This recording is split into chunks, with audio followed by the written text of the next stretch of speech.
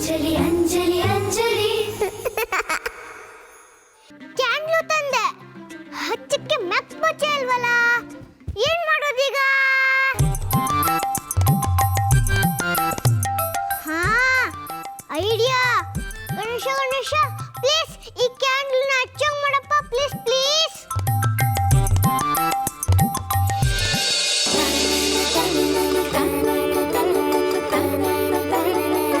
ನೀನು ಅವರು ಮಗುನ ಬಿಟ್ಟು ಬರೋವರೆಗೂ ಉಪವಾಸ ಮಾಡು. ಅನ್ನ ನೀರು ಏನು ತಗೋಬೇಡ. ಅವ್ರ ಮಗುನ ಬಿಟ್ಟು ಬರೋವರೆಗೂ ಒಂದು ಹನಿ ನೀರು ಕೂಡ ಕುಡಿಬೇಡ. ಹುಷಾರಾಗಿದ್ದಾರೆ, ಆದರೆ ಅವ್ರಿಗೆ ಕಿಶೋರ್ ಈ ಮನೇಲಿರೋದು ಇಷ್ಟ ಇಲ್ವಂತೆ.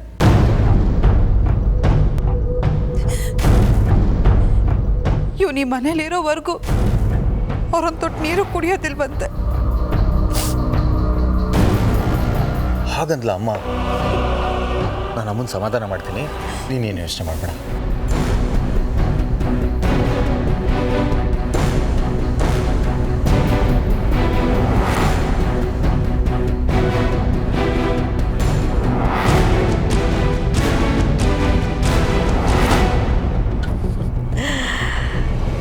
ನಿನ್ನೆ ರಾತ್ರಿ ನಾನು ಹೇಳ್ಕೊಟ್ಟ ಪ್ಲ್ಯಾನು ವರ್ಕೌಟ್ ಆಗ್ತಾ ಇದೆ ಅನಿಸುತ್ತೆ.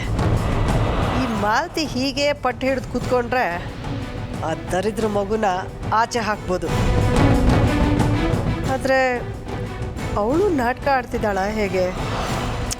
ಈ ಅಮ್ಮ ಮಗಳನ್ನ ನಂಬೋದೇ ಕಷ್ಟ. ಅರೆ, ಈ ನಿತ್ಯ ಚೇತನ್ ಇಬ್ಬರು ನಾನು ಕರೆದ್ರೂ ಹಾಗೆ ಹೋದ್ರಲ್ಲ.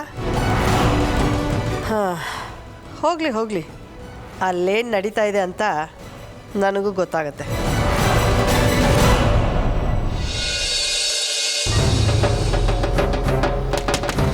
ಅಮ್ಮ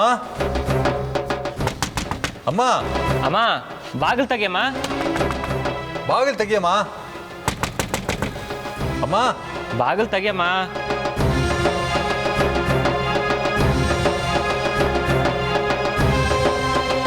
ಅಮ್ಮ ಬಾಗಿಲು ತೆಗಿಯಮ್ಮ. ಅಮ್ಮ, ಬಾಗಿಲು ತೆಗಿಯಮ್ಮ.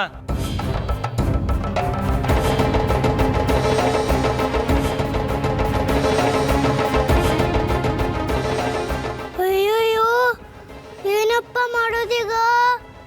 ಈ ಮಂತ್ರವಾದ ಅಜ್ಜಿ ಬಾಗ್ಲು ತೆಗಿತಾನೆ ಇಲ್ಲ. ಸಾಕ್ಷಾತ್ ತರ ಫ್ಯಾನಿಗೆ ಸೀರೆ ಕಟ್ಕೊಂಡ್ಬಿಟ್ರೆ ಏನಪ್ಪ ಮಾಡೋದು? ನಾನು ಮೊದಲು ಒಳಗೆ ಚಿಲ್ಕ ತೆಗಿಬೇಕು.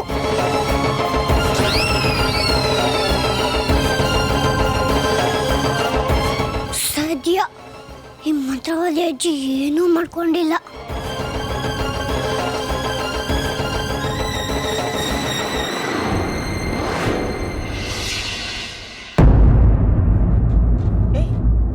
ಯಾಕ್ರೋ ಯಾಕೆ ಬಾಗಿಲನ್ನ ನೋಡ್ಕೊಂಡು ಒಳಗಡೆ ಬಂದ್ರಿ? ನಿಮ್ಮನ್ನ ಯಾರು ಕರ್ಸಿದ್ ಇಲ್ಲಿಗೆ? ಏನಮ್ಮ ಇದು? ಚಿಕ್ಕ ಮಗು ಥರ ಹಠ ಮಾಡ್ತಿದ್ಯಂತೆ, ತಿಂಡಿ ತಿನ್ನಲ್ಲ ಅಂತ ಹೇಳ್ತಿದ್ಯಂತೆ. ಹೌದು, ತಿಂಡಿನೂ ತಿನ್ನಲ್ಲ, ಈ ಮನೇಲಿ ಒಂದು ತೊಟ್ಟು ನೀರು ಕುಡಿಯಲ್ಲ.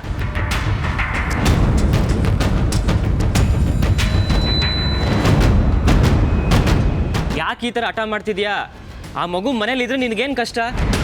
ಯಾಕಂದ್ರೆ ನಾನು ನೀತಿ ಸಂಸ್ಕೃತಿ ಸಂಸ್ಕಾರ ಅಂತ ಬೆಳೆದವಳು ಕಣೋ. ಯಾವುದೋ ಕುಲ್ಗೆಟ್ ಮಗುನ ಈ ಮನೆಯಲ್ಲಿ ಕರ್ಕೊಂಬಂದು ಸಾಕು ಕರ್ಮ ನನಗೇನಿದೆ ಹೇಳು?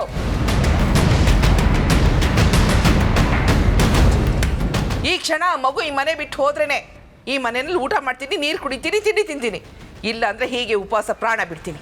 ಅಮ್ಮ, ಈ ಮಗು ಏನಮ್ಮ ತಪ್ಪು ಮಾಡಿದೆ? ಯಾಕೆ ಈ ರೀತಿ ದ್ವೇಷ ಸಾಧಿಸ್ತೀಯಾ? ನಿನ್ನ ಹೆಂಡ್ತಿನೂ ಒಂದು ಮಗು ಹೆತ್ತಿದ್ರೆ ಗೊತ್ತಾಗ್ತಿತ್ತು. ನಿನ್ನ ಹೊಟ್ಟೆಲೆ ಹುಟ್ಟಿದ ಮಗು ಆಗಿದ್ರೆ ರಕ್ತ ಸಂಬಂಧ ಏನು ಅಂತ ನಿನಗೂ ಅರ್ಥ ಆಗ್ತಿತ್ತು. ಯಾವುದೋ ಒಂದು ಮಗುನ ತಂದು ಅದಕ್ಕೆ ಊಟ ಬಟ್ಟೆ ಕೊಟ್ಬಿಟ್ರೆ ಅದ್ರ ಮಗು ಅನ್ಸ್ಕೊಳ್ಳಲ್ಲ ಕಣೋ, ಸಾಕು ಪ್ರಾಣಿ ಅನ್ಸ್ಕೊಳತ್ತೆ. ದರಿದ್ರನ ಅನಿಷ್ಟನ ನನ್ನ ಮೊಮ್ಮಗು ಅಂತ ಹೇಳ್ಕೊಳಕ್ ನನಗೆ ಸಾಧ್ಯ ಇಲ್ಲ.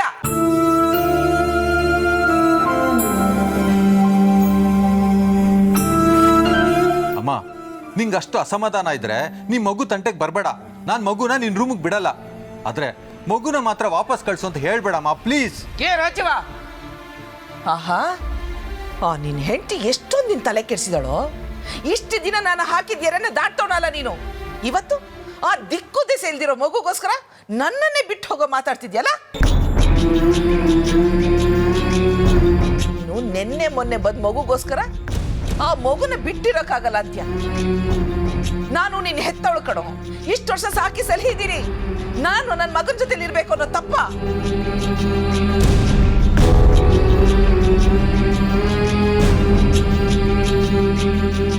ಆ ಮಗು ನನ್ನ ಕಣ್ಮುಂದೆ ಇದ್ರೆ ಪ್ರತಿ ಕ್ಷಣ ಅಸಹನೆ ಅಸಮಾನದಿಂದ ಕೊರಬೇಕಾಗತ್ತೆ. ಆ ಮಗು ನಿನ್ನ ನನ್ನಿಂದ ದೂರ ಮಾಡ್ಬಿಡ್ತೇನೋ ಅಂತ ಕೊರಗಿ ಸಾಯ್ಬೇಕಾಗತ್ತೆ. ಅದು ನನಗಿಷ್ಟ ಇಲ್ಲ ಕಣೋ. ಆ ದರಿದ್ರನ ಈ ಮನೆಯಿಂದ ಹೊರಗಡೆ ಕಳಿಸ್ತೀಯೋ ಇಲ್ಲ ನಾನೇ ಈ ಮನೆ ಬಿಟ್ಟು ಹೋಗ್ಬೇಕು ಹೇಳ್ಬಿಡು.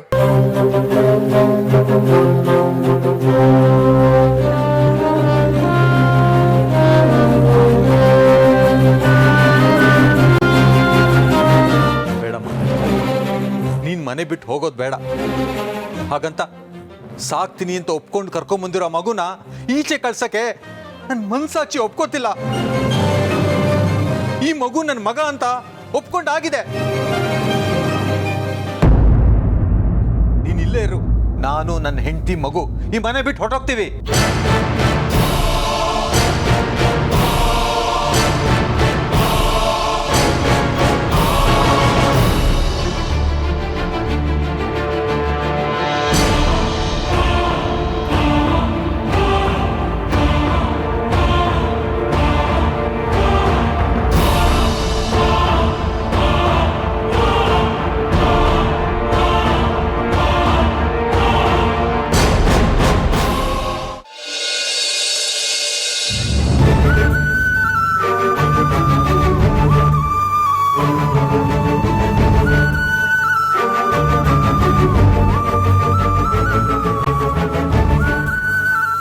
ರೀ, ದುಡ್ಕಿ ಯಾಕಿಂತ ನಿರ್ಧಾರ ತಗೊಂಡ್ರಿ?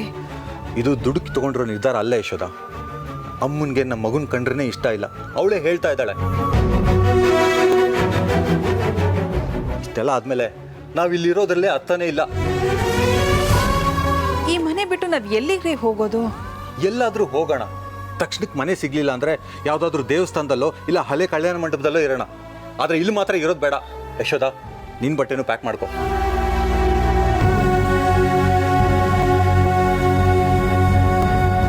ರೀ, ನನಗೆ ಮನೆ ಬಿಟ್ಟು ಬರೋದಕ್ಕೆ ಇಷ್ಟ ಇಲ್ಲ. ಮನೆ ಬಿಟ್ಟು ಹೋಗೋದಕ್ಕೆ ಯಾರಿಗಿಷ್ಟ ಇದೆ ಯಶೋದ? ಇದು ನಮ್ಮ ಅನಿವಾರ್ಯ. ನೋಡು, ನಾವು ಈ ಮನೆ ಬಿಟ್ಟು ಹೋಗ್ತಾ ಇದೀವಿ, ನೀನು ನನ್ನ ಜೊತೆ ಬರ್ತಾ ಇದೀಯ ಅಷ್ಟೇ.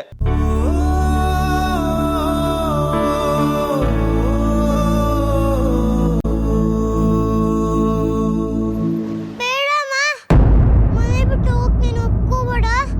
ನಾನು ಒಬ್ಬಳೇ ಬಿಟ್ಟು ಹೊರಟೋಗ್ತೀಯಾ? ಅಯ್ಯೋ ದೇವ್ರೆ, ಅಂಜಲಿನ ಬಿಟ್ಟು ಹೇಗೆ ಹೋಗೋದು, ಎಲ್ಲಿಗೆ ಹೋಗೋದು? ನನಗೆ ಹೊಸ ಬದುಕು ಭರವಸೆ ಕೊಟ್ಟು ಮಗು ನನ್ನನ್ನೇ ಅಮ್ಮ ಅಂತ ಅಂದ್ಕೊಂಡಿದ್ದಾಳೆ. ಈ ಮಗುನ ಬಿಟ್ಟು ಹೇಗೆ ಹೋಗೋದು ನಾನು?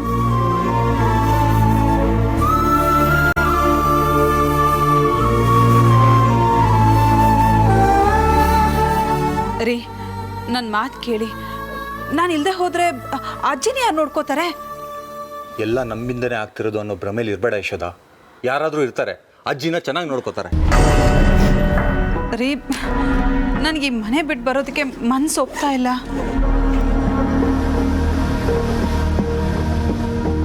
ನೀನು ಬೇಕಾದ್ರೆ ಇಲ್ಲೇ ಇರು, ನಾನು ನನ್ನ ಮಗ ಕಿಶೋರ್ನ ಕರ್ಕೊಂಡು ಹೊರಟೋಗ್ತೀನಿ. ರೀ, ದಯವಿಟ್ಟು ಅರ್ಥ ಮಾಡ್ಕೊಳ್ಳಿ. ನಾನು ಈ ಮನೆ ಬಿಟ್ಟು ಬರೋ ಸ್ಥಿತಿಯಲ್ಲಿ ಇಲ್ಲ ರೀ. ನಾನೇ ನಿಮ್ಮನ್ನ ಈ ಮನೆ ಬಿಟ್ಟು ಕರ್ಕೊಂಡು ಹೋದೆ ಅಂತ ಎಲ್ಲರೂ ಅಂದ್ಕೋತಾರೆ. ಮನೇನ 2 ಭಾಗ ಮಾಡಿದ ಕಳಂಕ ನನ್ನ ಮೇಲೆ ಬರುತ್ತೆ ರೀ.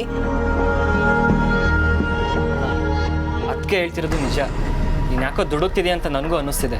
ಪ್ಲೀಸ್ ಅಣ್ಣ, ಮನೆ ಬಿಟ್ಟು ಹೋಗ್ಬೇಡ. ಹೌದಣ್ಣ, ನೀನು ಮನೆ ಬಿಟ್ಟು ಹೋಗ್ಬೇಡ ಪ್ಲೀಸ್. ನೀನು ನಿರ್ಧಾರದ ಬಗ್ಗೆ ಇನ್ನೊಂದ್ಸಲ ಯೋಚನೆ ಮಾಡು. ಇದೇ ಮನೇಲಿದ್ರೆ ಅಮ್ಮ ಉಪವಾಸ ಮಾಡಿ ಸಾಯ್ತಾಳಂತೆ. ನಮಗೆ ಮಾತೃ ಹತ್ಯೆ ದೋಷ ಬರುತ್ತೆ. ಅದಕ್ಕಿಂತ ಈ ಮನೆ ಒಡೆದ್ವಿ ಅನ್ನೋ ಕಳಂಕನೇ ಪರವಾಗಿಲ್ಲ. ಬಾವಾ, ಅತ್ತೆ ಏನೋ ಕೋಪದಲ್ಲಿ ಊಟ ಮಾಡಲ್ಲ ಅಂತ ಹೇಳಿದ್ದಾರೆ. ಅವ್ರ ಮನ್ಸು ಹೀಗೆ ಇರಲ್ಲ. ಮಗು ಆಟ ಪಾಠ ಎಲ್ಲ ನೋಡ್ತಾ ಇದ್ರೆ ಅವ್ರ ಮನಸ್ಸು ಖಂಡಿತ ಬದಲಾಗತ್ತೆ. ಆದರೆ ಅದಕ್ಕೆ ಸ್ವಲ್ಪ ಟೈಮ್ ಬೇಕು ಬಾವಾ. ಅಂಥ ಟೈಮ್ ಬಂದು ಈ ನನ್ನ ಮಗನ ಮೇಲೆ ಅವ್ರಿಗೆ ಸಾಫ್ಟ್ ಫೀಲಿಂಗ್ ಬಂದರೆ ಮತ್ತೆ ನಾವು ಈ ಮನೆಗೆ ವಾಪಸ್ ಬರ್ತೀವಿ. ಆದರೆ ಈ ಮನೆಯಿಂದ ಈಗ ಹೊರಡೋದು ನಿಶ್ಚಿತ. ಈ ನಿರ್ಧಾರದಿಂದ ಹಿಂತಿರುಗೋಕೆ ಯಾವ ಪ್ರಶ್ನೆನೂ ಇಲ್ಲ. ಯಶೋದ, ಈಗ ನೀನು ನನ್ನ ಜೊತೆ ಬರ್ತೀಯೋ ಇಲ್ವೋ ಅಷ್ಟು ಹೇಳು ಸಾಕು.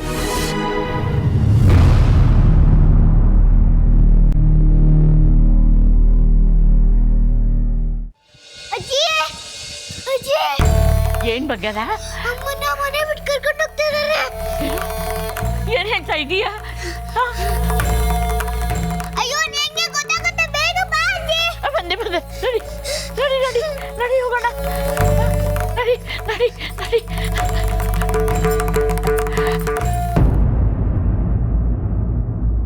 ಯಾರದು ಮನೆ ಬಿಟ್ಟು ಹೋಗ್ತೀನಿ ಅಂತಿರೋದು?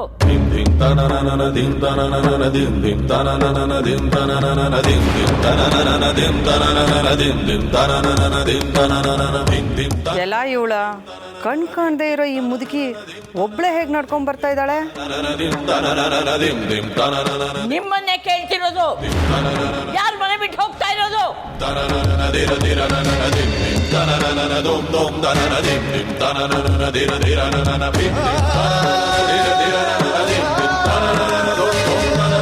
ಅಜ್ಜಿ, ನಾನೇ ಅಜ್ಜಿ. ಹೆಂಡತಿ ಮಗನ್ ಕರ್ಕೊಂಡು ಮನೆ ಬಿಟ್ಟು ಹೋಗ್ತಾ ಇದ್ದೀನಿ. ಅಜ್ಜಿ ಅವ್ರಿಗೆ ಹೇಳು ಅಮ್ಮನ್ ಕರ್ಕೊಂಡು ಹೋಗಬೇಡ ಅಂತ. ಅಮ್ಮ ಇಲ್ಲ ಅಂದ್ರೆ ನಾನು ಹೇಗಿರ್ಲಿ? ಮತ್ತೆ ನಾನು ಒಬ್ಳೆ ಆಗ್ಬಿಡ್ತೀನಿ. ರಾಜೀವ, ನೀನ್ ಯಾಕೆ ಮನೆ ಬಿಟ್ಟು ಹೋಗ್ತಾ ಇದೀಯ? ಮನೆ ಬಿಟ್ಟು ಹೋಗೋ ಅಂಥದ್ದು ಏನಾಯ್ತು? ಅಜ್ಜಿ, ಮನೆಗೆ ಮಗು ಕರ್ಕೊಂಬಂದಿದ್ದು ಅಮ್ಮನಿಗೆ ಇಷ್ಟ ಆಗ್ತಿಲ್ಲ. ಬೆಳಗ್ಗೆಯಿಂದ ಉಪವಾಸದಲ್ಲಿದ್ದಾರೆ, ಒಂದು ತೊಟ್ಟು ನೀರು ಕುಡ್ದಿಲ್ಲ. ನನ್ನ ಮಗ ಕಿಶೋರ್ನ ವಾಪಸ್ ಕಳಿಸ್ಬಿಡು ಅಂತ ಹಠ ಮಾಡ್ತಿದ್ದಾರೆ ಅಜ್ಜಿ. ನಮಗೆ ಮಗುನ ವಾಪಸ್ ಕಳ್ಸೋಕ್ಕೆ ಇಷ್ಟ ಇಲ್ಲ ಅಜ್ಜಿ. ಅದಕ್ಕೆ ನಾನು ನನ್ನ ಮಗ ಎಲ್ಲರೂ ಮನೆ ಬಿಟ್ಟು ಹೋಗ್ತಾ ಇದ್ದೀವಿ. ಮಗು ಬಗ್ಗೆ ಆಗಲೇ ಎಲ್ಲ ತೀರ್ಮಾನ ಆಯ್ತಲ್ಲ. ಅವನು ನನ್ನ ಮನೆ ಮೊಮ್ಮಗ ಅಂತ ಒಪ್ಕೊಂಡ್ಮೇಲೆ ಮತ್ತೆ ಯಾವ್ದೇನು ತಕರಾರು? ಈ ಮನೇಲಿ ನನ್ನದೇ ಕೊನೆ ತೀರ್ಮಾನ. ಅದನ್ನು ಪ್ರಶ್ನಿಸೋ ಅಧಿಕಾರ ಯಾರಿಗೂ ಇಲ್ಲ.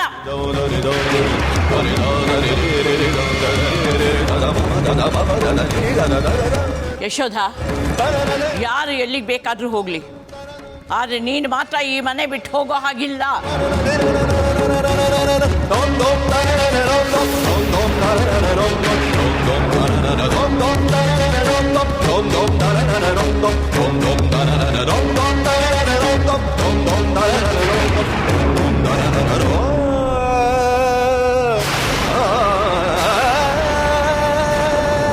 ಅಜ್ಜಿ, ನನಗೂ ಈ ಮನೆ ಬಿಟ್ಟು ಹೋಗೋದಕ್ಕೆ ಇಷ್ಟ ಇಲ್ಲ. ಆದ್ರೆ ನನ್ನ ಗಂಡನೇ ಮನೆ ಬಿಟ್ಟು ಹೋಗ್ಬೇಕಾದ್ರೆ ನಾನು ಹೇಗೆ ಈ ಮನೇಲೇ ಇರಲಿ? ಹಾಗಂತ ನಿನ್ನ ಮಗಳನ್ನ ಒಂಟಿ ಮಾಡಿ ಹೊರಟು ಹೋಗ್ತೀಯಾ?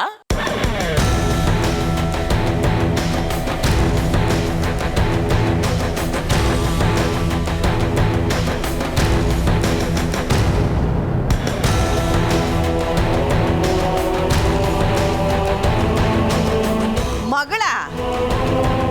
ಈ ಎಷ್ಟೊತ್ತಿಗೆ ಮಗಳೆಲ್ಲಿಂದ ಉದುರಿದ್ಲು? ಯಾವ ಮಗಳ ಬಗ್ಗೆ ಹೇಳ್ತಾ ಇದ್ದೀರಾ ನೀವು? ಅಜ್ಜಿ, ನಾನಿದ್ದೀನಿ ಅಂತ ಜನರಿಗೆ ಹೇಳು ಅಜ್ಜಿ. ಅದು ಅದು ವಯಸ್ಸಾದ ಮೇಲೆ ನಮ್ಮಂಥವರೆಲ್ಲ ಮಕ್ಕಳಿದ್ದ ಹಾಗೆ ತಾನೇ. ಅದಕ್ಕೆ ನಾನು ಯಶೋಧಾಗ ಮಗಳಿದ್ದಾಗೆ. ಅದಕ್ಕೆ ಕೇಳ್ತಿದ್ದೀನಿ, ನನ್ನನ್ನು ಒಂಟಿಯಾಗ್ಬಿಟ್ಟು ಎಲ್ಲಿ ಹೊರಟೋಗ್ತೀಯಾ ಅಂತ.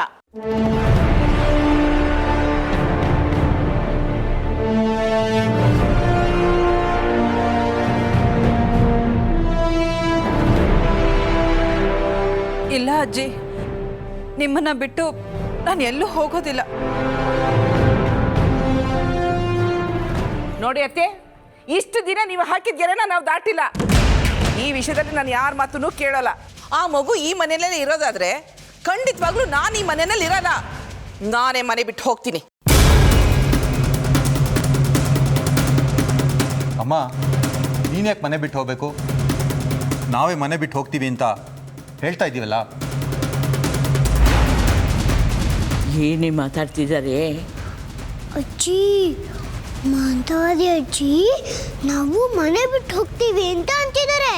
ಅದಕ್ಕೆ ಅಮ್ಮನ ಗಂಡ ಅಂತಿದ್ದಾರೆ ಅಂದರೆ ನೀವ್ಯಾಕೆ ಮನೆ ಬಿಟ್ಟು ಹೋಗ್ಬೇಕು, ನಾವು ಮನೆ ಬಿಟ್ಟು ಹೋಗ್ತಿದ್ದೀವಲ್ಲ ಅಂತ ಅಂತಿದ್ದಾರೆ. ನೋಡಿ, ಯಾರೂ ಮನೆ ಬಿಟ್ಟು ಹೋಗಬೇಕಾಗಿಲ್ಲ. ನಾನು ಬದುಕಿರೋವರೆಗೂ ಈ ಮನೆ ಎರಡು ಹೋಳಾಗೋಕ್ಕೆ ನಾನು ಬಿಡೋಲ್ಲ. ಈ ಮನೆಯ ಗೌರವ ಘನತೆ ಕಾಪಾಡೋದು ಎಲ್ಲರ ಕೈಯಲ್ಲಿದೆ.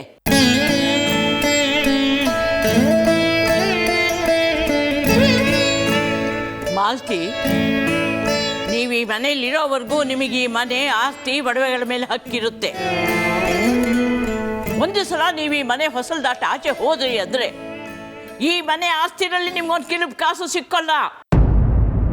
ನಾನು ಇದನ್ನೆಲ್ಲ ಯಾವುದಾದ್ರೂ ಅನಾಥಾಶ್ರಮಕ್ಕೆ ಬರೆದುಬಿಡ್ತೀನಿ, ಜ್ಞಾಪಕ ಇರಲಿ.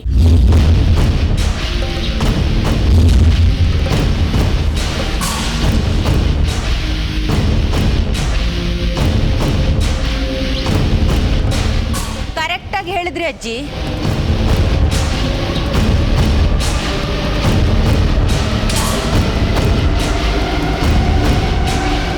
ಅಜ್ಜಿ, ನಿಮ್ಮ ಆಸ್ತಿ ನಮಗೆ ಸಿಗುತ್ತೋ ಬಿಡುತ್ತೋ ಅದು ಬೇರೆ ಪ್ರಶ್ನೆ. ಆದರೆ ಈ ಮಗು ಈ ಮನೆಯಲ್ಲೇ ಇರಬಾರ್ದು ಅನ್ನೋದು ಮನುಷ್ಯತ್ವಕ್ಕೆ ಅವಮಾನ ಮಾಡಿದಾಗೆ. ಏ ರಾಗಿಣಿ, ಏನೇ ಮಾತಾಡ್ತಿದ್ಯಾ ನೀನು? ಏನ್ ಮಾತಾಡ್ತಿದ್ದೀನಿ ಅನ್ನೋ ಪ್ರಜ್ಞೆ ಇದೆಯಾ ನಿನಗೆ? ನೀನೇಕೆ ಮಗುನ ವಹಿಸ್ಕೊಂಡು ಮಾತಾಡ್ತಿದ್ಯಾ? ಹುಚ್ಚಿಡಿತಾ? ಅಮ್ಮ, ಹಿಡ್ದಿದ್ದು ಹುಚ್ಚು ಈಗ ಬಿಟ್ಟಿದೆ. ಈಗ ನನಗೆ ಜ್ಞಾನೋದಯ ಆಗಿದೆ.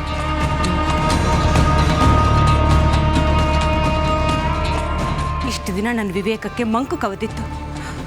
ಅಮ್ಮ, ತಪ್ಪು ಮಾಡಿಬಿಟ್ವಿ ಅಮ್ಮ, ನಾವು ತಪ್ಪು ಮಾಡಿಬಿಟ್ವಿ. ಯಾವ ಮಗು ಆದ್ರೆ ಎಲ್ಲ ಮಕ್ಕಳು ದೇವ್ರಿಗೆ ಸಮಾನ. ತಾನು ಇಂಥವ್ರ ಹೊಟ್ಟೆಯಲ್ಲೇ ಹುಟ್ಟಬೇಕು ಅಂತ ಪಾಪ ಮಗು ಏನು ಬೇಡ್ಕೊಂಡು ಬಂದಿರತ್ತಾ? ಜಾತಿ, ಕುಲ, ಶ್ರೀಮಂತ, ಬಡವ ಇದನ್ನೆಲ್ಲ ನಾವೇ ಮಾಡ್ಕೊಂಡು ಬಂದಿರೋ ತಾನೆ.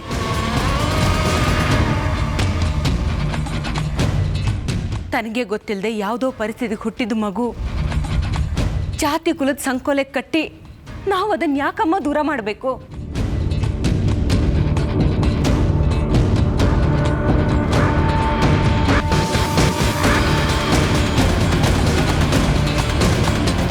ನೀನೇ ಹೇಳಮ್ಮ. ನಾನು ತಾಯಿ, ನೀನು ತಾಯಿ. ನಾನಿಷ್ಟು ದೊಡ್ಡವಳಾದರೂ ಚೆನ್ನೈಯಿಂದ ಕರೆಸ್ಕೊಂಡು ನನ್ನನ್ನು ನಿನ್ನ ಜೊತೆಯಲ್ಲೇ ಇಟ್ಕೊಂಡಿದ್ಯಾ. ಹಾಗೆ ಚಿಂಟುನ ಬಿಟ್ಟಿರೋಕ್ಕಾಗದೆ ನಾನು ಅವನನ್ನು ಜೊತೆಯಲ್ಲೇ ಕರ್ಕೊಂಡ್ಬಂದಿದ್ದೀನಿ. ಅದೇ ಥರ ಪುಟ್ಟ ಮಗು ಅಣ್ಣ ಅತ್ತಿಗೆನ ಬಿಟ್ಟು ಹೇಗಿರೋದಕ್ಕೆ ಸಾಧ್ಯ? ಹಾಗೆ ಅಣ್ಣ ಅತ್ತಿಗೆ ಈ ಮಗುನ ಬಿಟ್ಟಿರೋದಕ್ಕೆ ಹೇಗೆ ಸಾಧ್ಯ ಅಮ್ಮ? ಎಲ್ಲ ಇವಳೇನು ಇವಳು ಏಕ್ದಮ್ ಉಲ್ಟಾ ಹೊಡಿತಾ ಇದ್ದಾಳೆ. ಮಂತ್ರವಾದಿ ಅತ್ತೆ ಒಳ್ಳೆಯರಾಗ್ಬಿಟ್ಟಿದ್ದಾರೆ. ತಮ್ಮನ್ ಕಂಡ್ರೆ ಮಂತ್ರವಾದಿ ಅತ್ತೆಗೂ ಇಷ್ಟ ಆಯ್ತು.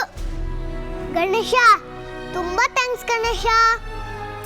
ಮಂತ್ರವಾದಿ ಅತ್ತೆ, ನಿಮ್ಮಮ್ಮಂಗೆ ಇನ್ನು ಜೋರ್ ಮಾಡು. ಮಂತ್ರವಾದಿ ಅತ್ತೆ ಮಾಡು. ಏ ರಾಗಿಣಿ, ಬೆಳಿಗ್ಗೆ ಬೆಳಿಗ್ಗೆ ಎದ್ದು ಯಾವ ಜಾಲಿ ಮರದ ಕೆಳಗೆ ಕೂತಿದ್ಯೆ? ಇಷ್ಟೊಂದು ಜ್ಞಾನೋದಯ ಆಗಿದೆ ನಿಂಗೆ?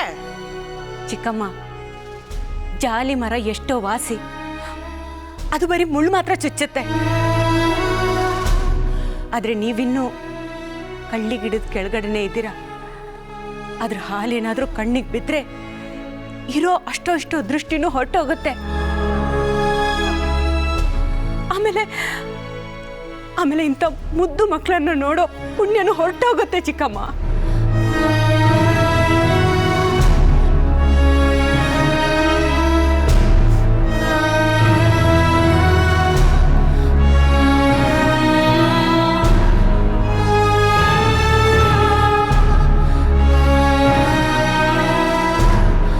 ನನ್ನನ್ನು ಕ್ಷಮಿಸ್ಬೇಡಿ, ನಾನು ತಪ್ಪು ಮಾಡಿದ್ದೀನಿ.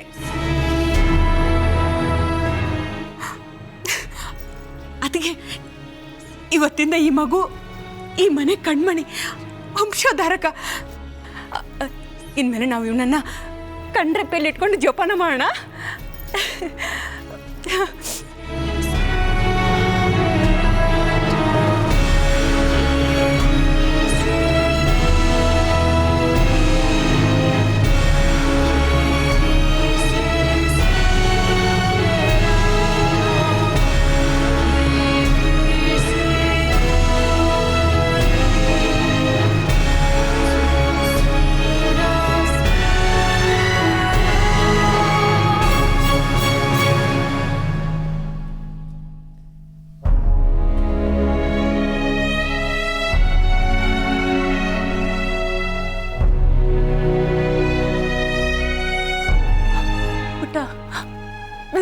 ಕ್ಷಮಿಸ್ಬಿಡು ಪ್ಲೀಸ್, ನನ್ನ ಕ್ಷಮಿಸ್ಬೇಡು. ನೀನು ಈ ಮನೆ ಬೆಳಕು ಅನ್ನೋದನ್ನ ಮರೆತು ನಾನು ಶುದ್ಧ ಅವಿವೇಕಿ ಥರ ಆಡ್ಬಿಟ್ಟೆ. ನಿನ್ನನ್ನು ಈ ಮನೆ ಬಿಟ್ಟು ಕಳಿಸೋ ಯೋಚನೆ ಮಾಡಿಬಿಟ್ಟೆ. ನನ್ನನ್ನು ಯಾವ ದೇವರು ಕ್ಷಮಿಸಲ್ಲ.